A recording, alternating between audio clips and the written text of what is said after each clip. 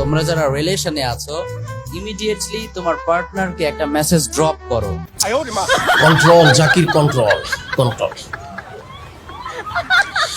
অনেক কন্ট্রোলে আছি ভাই, কন্ট্রোলে থেকেই আমি কথা বলবো আজকে, অন্য কিছু বলবো না। অনেকেই মেসেজ করেছেন যে ভাই ড্রপ তো আরেকটা করছে, কিছু একটা বলে। প্রিয় দর্শক, নির্লজ্জ বেহায়া ব্যক্তিকে নিয়ে কিছু বলার মন মানসিকতা ইচ্ছা ছিল না। সামনে কুরবানির ঈদ, মানুষকে বিভ্রান্ত করছে। তার এই বক্তব্যগুলো যেহেতু ভাইরাল হচ্ছে, তার এই বক্তব্য শুনে কিছু না কিছু মানুষ তো আবাল মার্কা যেগুলো তার ভক্ত রয়েছে, তারা তো অবশ্যই আছে, তারা এই মেসেজগুলো সে ঠিকই কিন্তু ড্রপ করবে। তো কি মেসেজ ড্রপ করার জন্য বলছে, যেহেতু সামনে কুরবানির ঈদ, কুরবানির ঈদকে উপলক্ষ করে সে মূলত গার্লফ্রেন্ডকে মেসেজ ড্রপ করার জন্য বলতেছে। তো আমরা আসলে শুনি যে আসলে কি মেসেজ ড্রপ করতে বলতেছেন আমাদের এই শায়েখ। বিয়ে করার জন্য একেবারে পারফেক্ট টাইম হচ্ছে এই কুরবানির ঈদ। তাই নাকি? এটা তো আমার জানা ছিল না। কুরবানির ঈদটা যে বিয়ে করার জন্য পারফেক্ট টাইম, এটা আমার জানা ছিল না। আমাদের জানা আছে যে বিয়ে এটা একটা আনন্দ ফুর্তি, অন্যান্য মানুষদের, জামাই বউ তো আছেই, স্বামী স্ত্রী ছাড়াও আত্মীয় স্বজনের জন্য। তো ঈদ আলাদা একটা মুস্তাকিল একটা আনন্দের দিন। তো ঈদকে উপলক্ষ করে আমরা বিভিন্ন ঘোরাঘুরি করি, আত্মীয় স্বজনদের বাড়িতে বেড়াতে যাই। তাহলে এটা একটি পারফেক্ট টাইম ঘোরাঘুরির জন্য ঈদ। কুরবানির ঈদে যদি বিয়াটা পারফেক্ট টাইম হয়ে যায়, তাহলে দুই আনন্দ একসাথে হয়ে গেলে আনন্দ কিভাবে উপভোগ করব? বিয়ের জন্য তো আলাদা একটা টাইম, যে সেখানে আবার আমরা আনন্দ ফুর্তি করব। কিন্তু কুরবানির দিনে যদি আমরা বিয়া করে লাই, বা কুরবানির ঈদের সময় যদি বিয়া হয়ে যা, তাহলে আনন্দ ফুর্তি কেমন হইলো? এটা তো আর ভেজাল হয়ে গেল। দাওয়াতে যাইতে হবে, ঘোরাঘুরি যাইতে পারবো না, আত্মীয় স্বজনের বাড়িতে বেড়াতে যেতে পারবো না। এটা কেমন হইলো? হুজুরে কোন দৃষ্টিকোণ থেকে, কোন রিসার্চে, কোন থিসিসে, থিঙ্কিং এ এই কথা উনি বলেছেন, সেটা আমাদেরকে হুজুর স্পষ্ট করে বলেন, না হয় কিন্তু আপনার গাল, আপনার ফিট আর আমার লাঠি। তোমরা যারা রিলেশনে আছো, যাক, যারা রিলেশনে থাকে তাদের সাথে হুজুরের একটা হৃদ্যত সম্বন্ধ, ভালোবাসা আছে। তোমরা যারা রিলেশনে থাকো, তো তাদেরকে তিনি বলতে আসেন যে তোমরা যারা রিলেশনে থাকো, তো তাদের কাছে আমার সাজেশন হচ্ছে, আমার সাজেস্ট হচ্ছে, আমার পরামর্শ হচ্ছে, মাশাআল্লাহ। তো যারা রিলেশন করে তাদেরকে সে ভালোভাবে রেসপেক্ট করে, দেখা যায় এটা কেমন মার্কার হুজুর। স্ট্রেট ফরওয়ার্ড তাকে বলো জান। স্ট্রেট ফরওয়ার্ড অর্থাৎ মুখের উপর তাকে বলতে হবে জান। কি জান? কি বলতে হবে? বলতে হবে জান। আচ্ছা ঠিক আছে, মানে রিলেশন, হুজুর আমি বলছিলাম না, হুজুরের রিলেশন, একাধিক রিলেশন সাথে তার সম্পর্ক রয়েছে। এটা নিশ্চিত আপনি যদি খতিয়ে দেখেন, তার ভিতরকার অবস্থাটা যদি দেখেন, তাইলে দেখবেন একাধিক। তাইলে সে রিলেশন, মানে রিলেশন যাদের কারণে জান বলতে হবে, কি বলতে হবে? জান। তো হুজুর জানাই দিচ্ছে সে জান বলতে হবে। তো জান বইলা মানে কি বলবে হুজুর, আপনি একটু বলেন তো, আপনার মুখ দিয়ে আমি শুনতে চাই। আল্লাহর জমিনে থেকে তার খেয়ে তার সাথে অনেক নাফরমানি করেছে, আর করতে চাই না। বাহ বাহ বাহ বাহ, চমৎকার চমৎকার। হুজুর খুব সুন্দর নসিহত করতেছেন। এখন কি করতেছেন? খুব সুন্দর নসিহত করতেছেন মদের বারের ভিতরে ঢুইকা, যে ভাই তোমরা তো প্রচুর পরিমাণে মদ খেয়েছো, অন্তত আজকের দিনে তোমরা হালাল টাকা দিয়ে মদ খাও। অন্তত বিসমিল্লাহ বলে কি করো, মদ খাওয়া শুরু করো। নাউজুবিল্লাহ।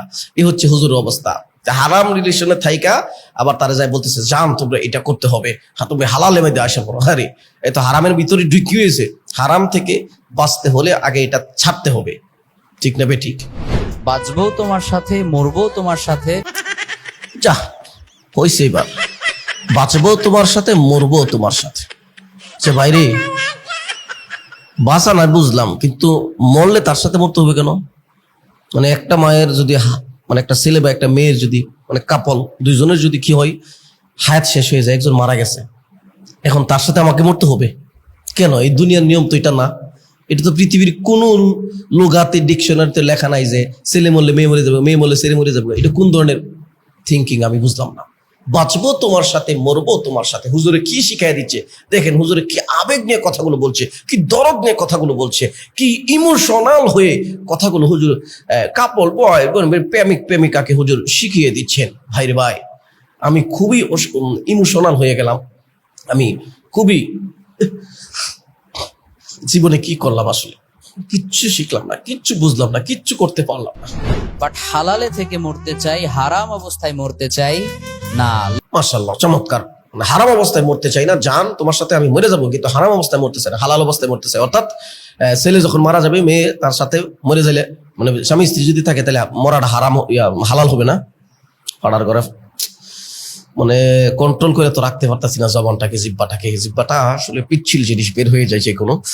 যে দেখেন একটা ছেলে যদি একটা ছেলেকে মেয়েকে বিয়া করে, এখন যদি ছেলে মারা যায়, মেয়েও তার সাথে মারা যাবে, এই হালাল অবস্থায় মারা গেল, স্বামী স্ত্রী হয়েছে, এখন হ্যাঁ মরে গেছে, হ্যাঁ মরতেই হইব, তুই আত্মহত্যা হয়ে যাবে। চিন্তা করছেন কি শিখাই দিতে চাই? লেটস কনভার্ট আওয়ার রিলেশনশিপ, চলো এটাকে হালাল করে নেই।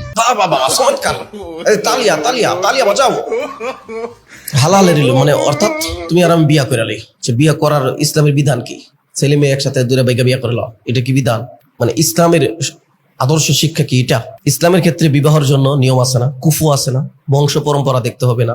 তুনকাহুল মারআতু লিআরবাইন লিবালিহা ওয়া লিহাসাবিহা ওয়া লিদীনিহা ওয়া লিজামালিহা ফাসফার বিযাতিদ-দীন তারিবাত ইয়াদাকা।